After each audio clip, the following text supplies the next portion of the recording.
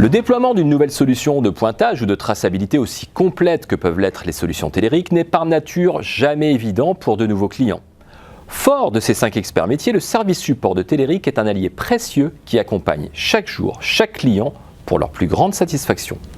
Un sujet de Gordon Zola et j'annule tout. Déployer une solution de pointage de traçabilité implique des enjeux techniques et organisationnels importants pour les entreprises.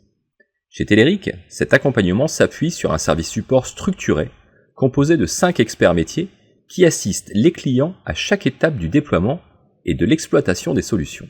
La mise en place d'une solution de pointage ou de traçabilité, ça paraît simple. On paramètre, on installe et on utilise. Mais ça va beaucoup plus loin que ça.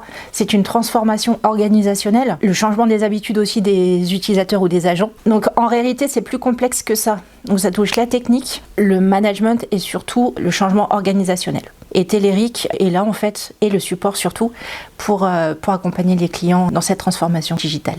En fait, le service support fait le lien entre le service commercial qui a proposé la solution du client par rapport à son cahier des charges et la mise en place sur site. Donc le service support, son rôle, c'est de faire un point déjà avec le client sur des dossiers assez complexes, sur le cahier des charges qui a été établi pour que le paramétrage colle réellement aux besoins du client. Il y a souvent une différence en fait entre les besoins du client, la réalité du terrain et le cahier des charges en lui-même. Les gens ont des habitudes de travail, il y a aussi beaucoup de prestations qui sont réalisées sans que ce soit réellement écrit ou demandé. Donc tout ça, ça fait partie des éléments qu'on doit prendre en compte. Selon donc leur degré d'expertise sur l'interface Telerik, ont la possibilité en fait au fur et à mesure des chantiers, des paramétrages et aussi de leur compréhension de l'interface, paramétrer eux-mêmes certaines données. Oui, tout à fait.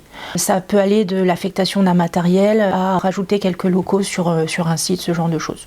Le service support, en fait, c'est vraiment un service d'accompagnement du début jusqu'à la fin. C'est-à-dire que on ne se contente pas de paramétrer et dire bah voilà, ça va fonctionner. Non, on fait une réunion de lancement avec le client pour s'assurer que ce qui a été proposé comme solution soit bien intégré et comprise pour que le paramétrage reflète réellement leurs besoins. Ensuite, donc on effectue le paramétrage, on explique au client comment ça fonctionne pour que lui soit convaincu aussi et qu'il puisse l'expliquer aux équipes qui vont l'utiliser au quotidien. Après, le rôle du support aussi, c'est de suivre l'activité et des détections de certaines anomalies, d'informer le client pour corriger tout de suite en fait. Pour les responsables ou pour les acteurs en amont de la chaîne, tout le côté facilité d'utilisation des données, reporting, indicateurs, et qui permet aussi, voilà, par rapport à leurs clients finaux, d'assurer en fait un suivi pointu. Le service support, l'avantage, c'est qu'il est ouvert tous les jours de 8h à 18h.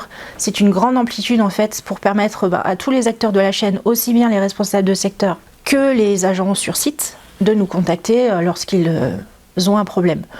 Ça marche pas en fait, le rôle du support, c'est de réussir à déterminer qu'est-ce qui ne fonctionne pas. Est-ce que c'est un problème de paramétrage? Est-ce que c'est un problème d'utilisation?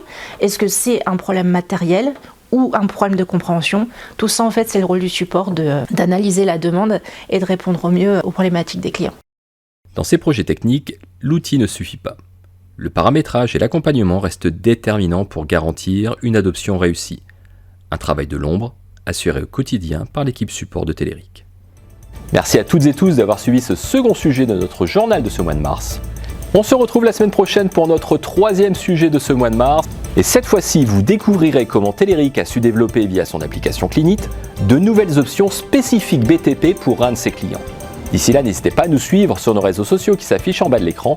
Si ce journal vous a plu, partagez-le à vos amis et si vous n'avez pas d'amis, changez de comportement.